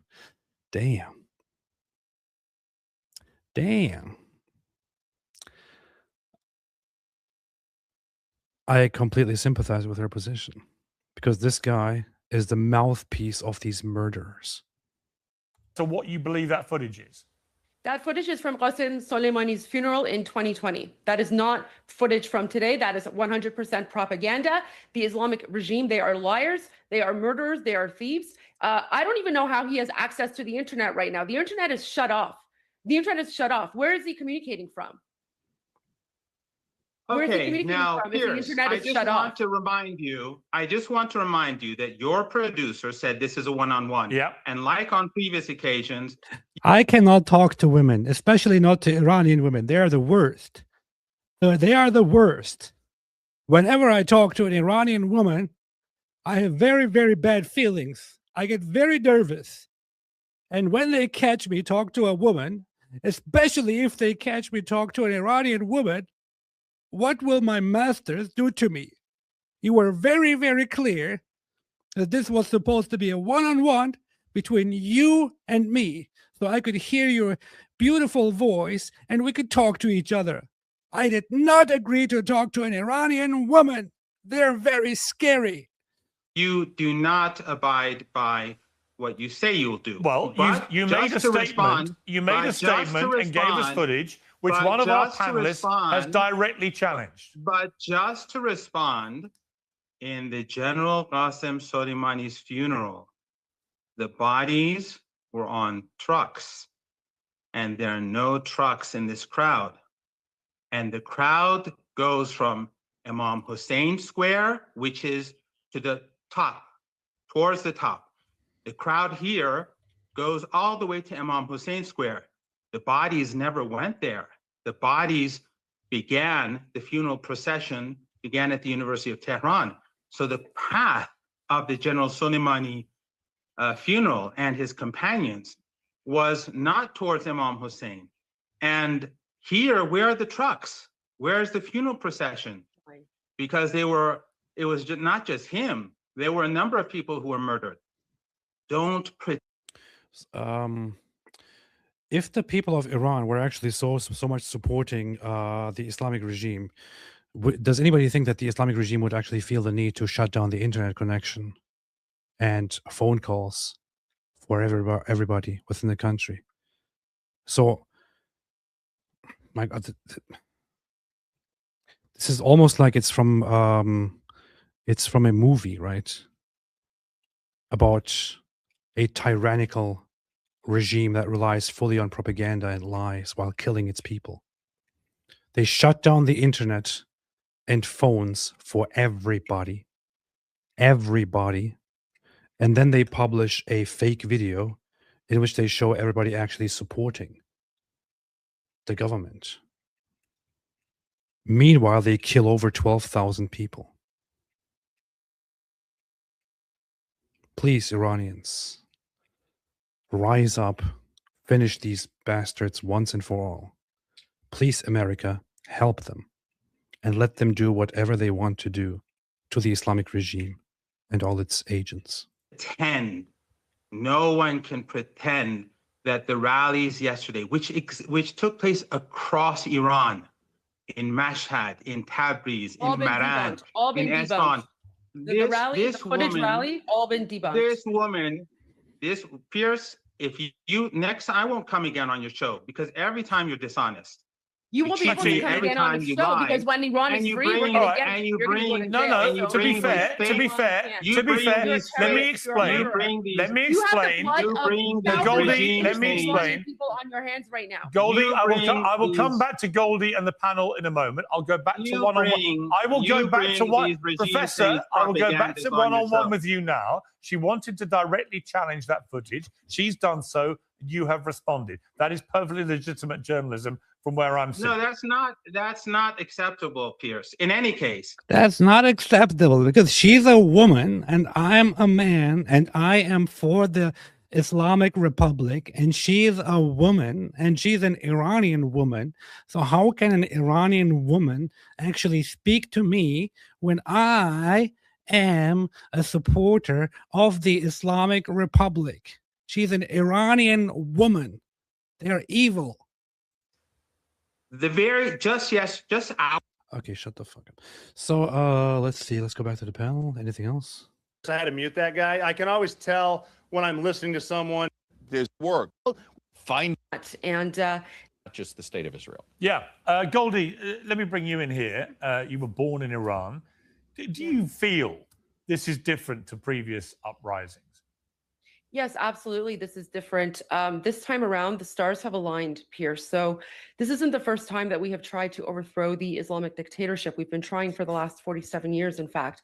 But this time, we have a leader. We have His Royal Highness King Reza Pahlavi, who has he's heeded the call of the Iranian people. He is going to be stepping in as a transitional leader. He's going to be taking our country from a Look at his dumbass, man. Brutal Islamic dictatorship into a functioning secular democracy. Now, what type of democracy that's going to be? That's going to be based on a national referendum that the Iranian people will. She said it's going to be based. It is totally based. Will vote for. So whether they want a constitutional monarchy or whether they want a republic, we Iranians are going to determine that. And that plan is actually available online. It's on a website called Iran Prosperity Project. It's been online for over 6 months. I can't think of any other revolution, in fact, where the transitional plan for the emergency government has already been published and peer-reviewed and is also available in English online. There are also a number of other factors here. So Elon Musk providing Starlink and Starlink devices, that is huge because that has allowed us to continue receiving messages from people in occupied Iran despite the mass slaughter. The other really important factor as well is that President Trump is now giving his support to the Iranian people. And we're not asking for boots on the ground, nothing like that. But when you look at President Ronald Reagan's support for the oppressed people is what led to the fall of the Berlin Wall, and there were no boots on the ground there. The propaganda that Cenk is putting out there, it's the other side of the bomb the Soviet Union. Can you please don't interrupt me? I did not interrupt you when you were spouting your garbage. So as I was saying, the propaganda that Cenk is putting out there, that's the other side of the coin of the Islamic dictatorship. So there, it's meant to put fear into Americans by saying, oh, well, let's go bomb Iran. Well, no one's going to go bomb Iran. Israel and the United States back in the 12-day war, they targeted Islamic regime bases. They never targeted civilians. And in the 12-day war, yes, there were civilian casualties. 200 Iranian civilians lost their lives in the 12-day war. But in the past 2 days alone, the Islamic dictatorship has slaughtered over 12,000 Iranians. And that's at a minimum right now for what we know. So what Iranians are saying is that they will fight until the very end because they know that at this point, it's either liberty or death. And so they are still going out, they are still fighting. And the one person that has mobilized us Iranians around the world to rise up and overthrow the Islamic dictatorship is His Royal Highness King Reza Pahlavi. So, you know, people like Cenk can complain and bark all they want, but ultimately their opinion is irrelevant. We Iranians, we've already decided what we want, and self-determination is our right. Okay, I've got to leave it there for the. It is totally based. Panel, what are you talking about? Can I? No. Can I just say she keeps pretending to? Okay, shut up. So, Goldie is very, very super based, and nobody wants to listen to a Cenk. He's only here for comedic purposes. So, there is another thing that I really like about Iran, which is the following fact. People will act like Iran is a fully Muslim country, and with Iran here, I will make an exception and say I support every single one of them, no matter what they believe in and what they do. But here is a survey from 2020, Iran's attitude toward religion. This survey was done in 2020. Iranians were asked about their religious beliefs, and I always find this very, very, very, very interesting. So now let's actually get down to where that graph appears. It appears over here. So it says here, religious diversity. Respondents were asked about their religious beliefs and faith. Figure 2 shows that while approximately 1/3 identifies as Shiite Muslim, a significant percentage of the population identifies with atheism, Zoroastrianism, spirituality, Sunni Islam, Sufi mysticism, Christianity, and so on. 22% of the population said they belong to none, separate from atheism or agnosticism.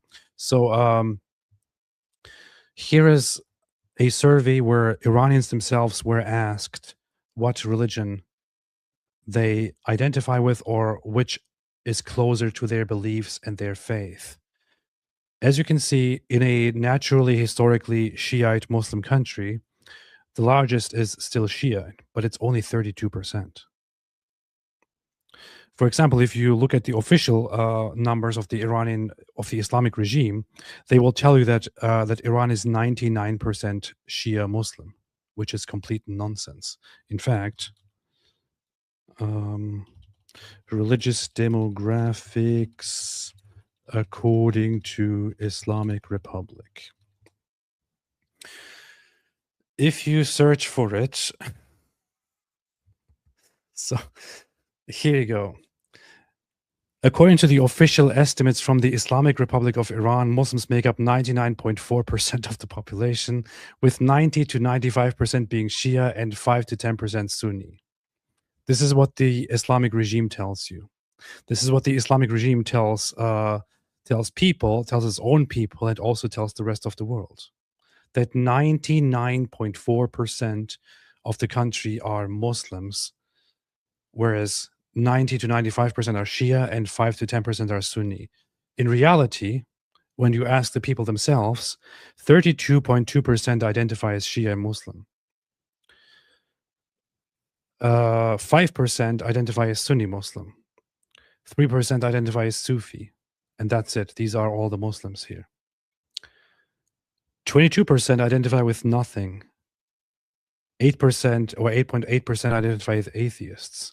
7.7 Zoroastrian, 7.1 spiritual, 5.8 agnostic, 2.7 humanism, 1.5% Christian, Baha'i 0.5%, Jewish 0.1%, others 3.3%, and so on and so forth.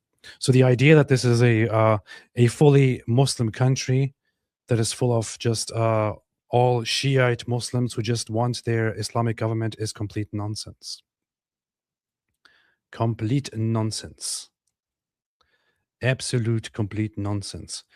60% of people say they do not observe their duty, their Islamic duty to pray, the prescribed prayers. 27% say they pray 5 times a day. 60% say they believe in God and are religious. 31% they believe in God but are not religious. Only a very tiny minority says they do not believe in God and are not religious either. So the majority also do not want the hijab, for example. The hijab should be mandatory in public. 72% disagree, 15% agree. This is not a country that is full of Islamists. This is not a country that is full of people who are loyal to the Islamic regime. It is a country that wants to change, that wants to get rid of the Islamic regime, that wants to be free. All right. Let me finally, one more time, check all my favorite Iranian people here. Let's see. We don't want to see what's happening in Iran happen. And, you know, if they want to have protests, that's one thing. When they start killing thousands of people, and now you're telling me about hanging, we'll see how that works out for them. We'll see how that works out for them. What is he going to do? What is he going to do? What is he going to do? Onions. Wait, Sana went on Fox News? Hey. She was on Fox News. That's very good. I'm very happy and proud to see that. From the left, where are the liberal celebs speaking about Iran? Where are the protests on college campuses? They certainly had something to say about Minnesota. They have nothing to say about Iran. And we've seen this story before in Iran. In 1979, Islamic revolution led to the Shahs being overthrown and the current regime coming to power. You can see the footage right there. 20 years later, in 1999, student protests erupted in Tehran after a reformist newspaper was shut down. And then in 2009, a disputed presidential election triggered the Green Movement, with protests that saw dozens killed. 3 years ago, we saw hundreds killed in a protest that erupted after the death of a woman in police custody who allegedly refused to wear a hijab. So over and over and over, it feels like it's gotten close. Killed. Have Iranians reached that tipping point? Joining me now is Iranian activist Sana Ibrahimi. Sana, thanks so much for being with us here today.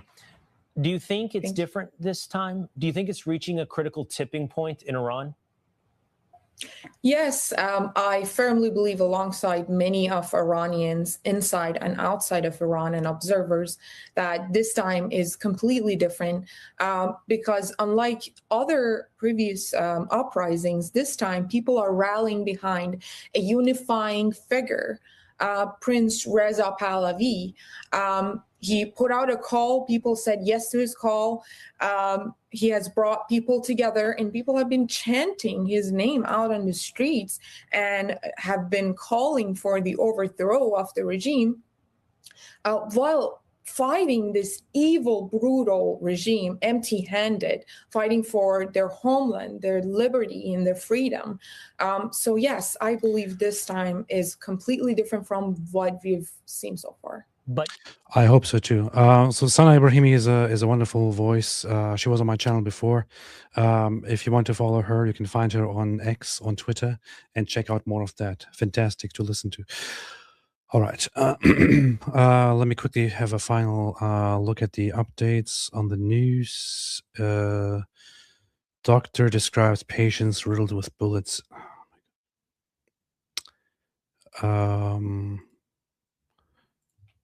People are being brutally murdered. We are waiting. What are we waiting for? In a few hours, the first person is to be executed by the Islamic regime in Iran. And I hope something happens to prevent that. Okay, I'll take some super chats here, and then I will leave. Let's see. Chris Creative.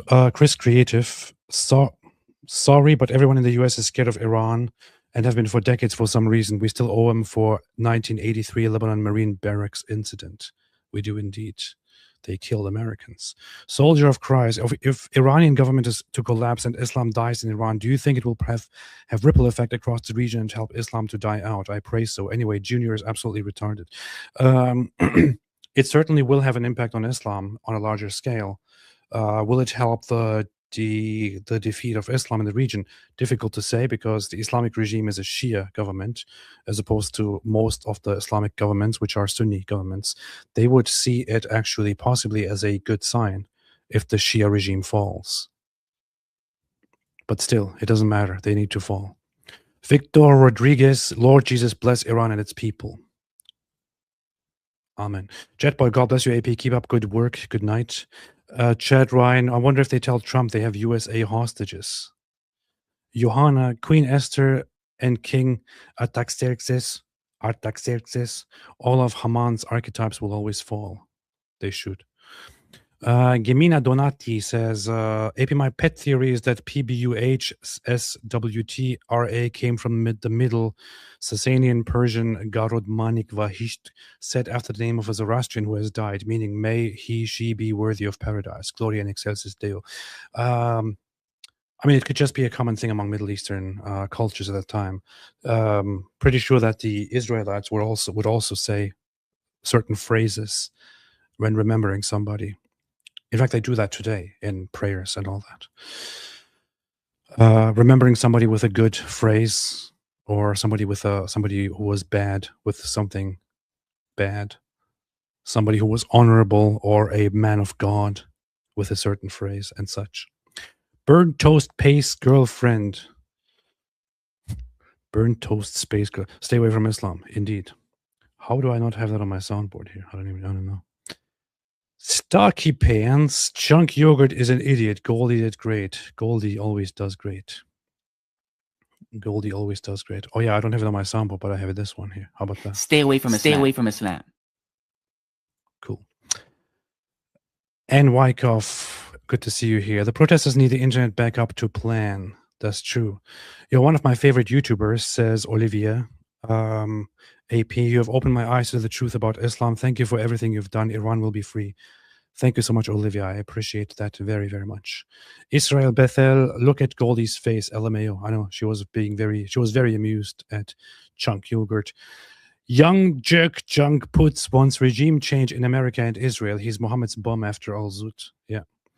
Burnt toast space girlfriend. If looks could kill, Goldie would have Chunk in a body bag. Battle Gnome. This is not about Israel. This is about China. Powerful. E. Matthew, insert Janine Pirro meme here about her resolution. Powerful. Steve Sinead. AP, did you see my 2 super chats from before the start? I did not. But I could technically look at them here if I can find them. When you visited the Holy Land, okay, I'm seeing them right now. When you visited the Holy Land, did you visit Jericho or Hebron? If so, how religious did the Muslim and Christian youth appear? Also, does the Palestinian Authority allow Christians to serve in office? So serve in office, yes, but very limited. And in a very corrupt way, as in every Muslim territory ever. I did not go to Jericho or to Hebron. I was... Hebron was on my plans, but I ended up not going there. I was also supposed to go to Bethlehem, couldn't go there because, well,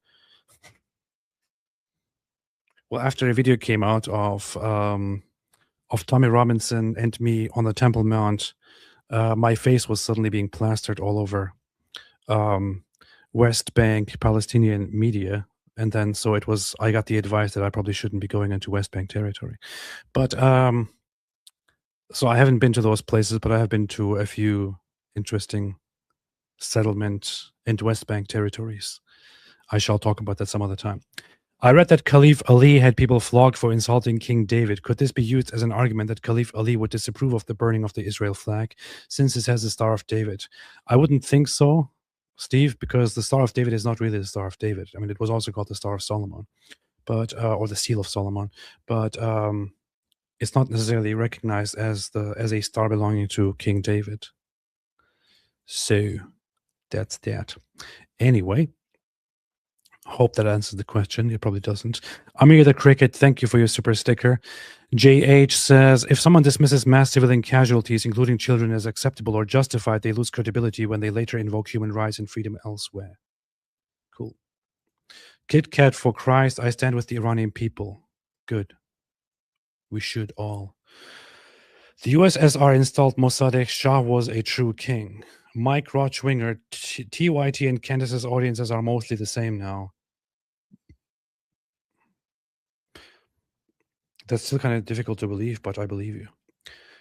And Wyckoff, thousands were arrested and face execution on Wednesday. Locked and loaded needs to mean something.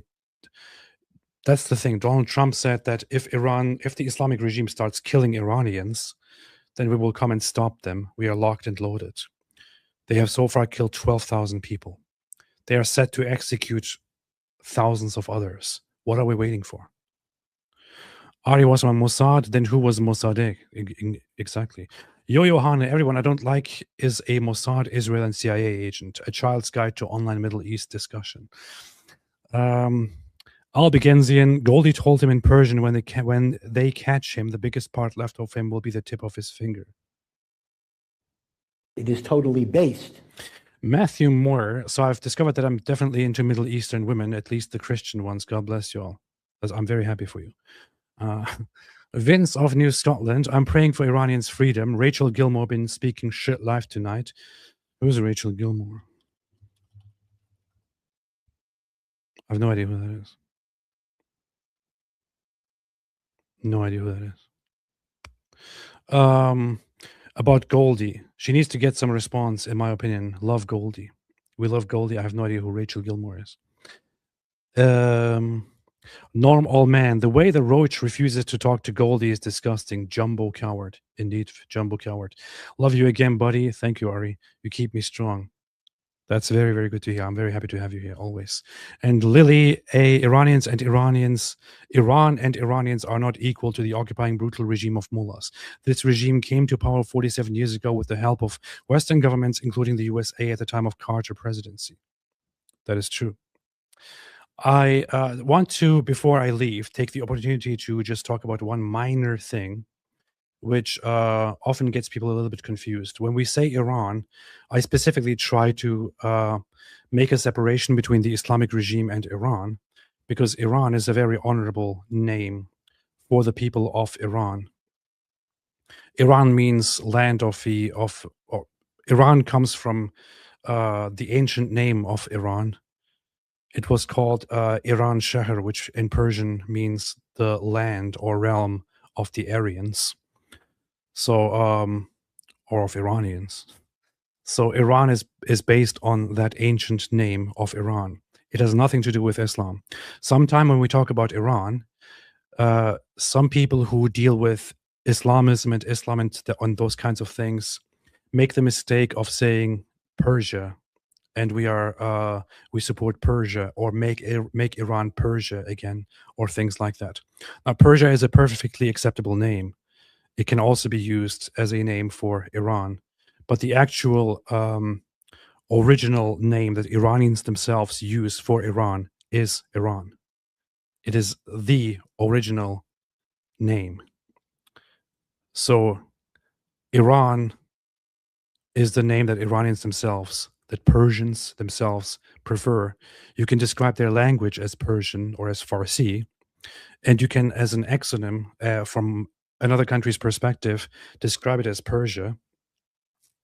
But Persia is only a minor name for this land, which preferably is simply called Iran. So for anyone who makes the mistake and says it is Persia, make it Persia again, please be aware that Iran is the preferred name, which Iranians themselves want for their nation. It has nothing to do with Islam.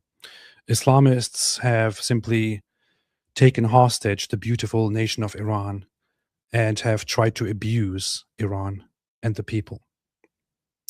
Just want to put this out there as a public service announcement. All right. I wish the Iranians strength, and I hope they can take down this disgusting regime. I wish them victory. Long live Iran. Long live the people of Iran.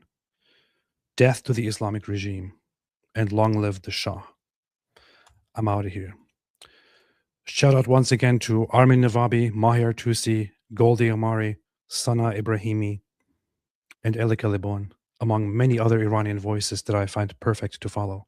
I am pushing them and recommending them everywhere to different platforms, and I hope I can help as much as possible. Stay strong, friends, and as always, God bless y'all, and stay away from Islam.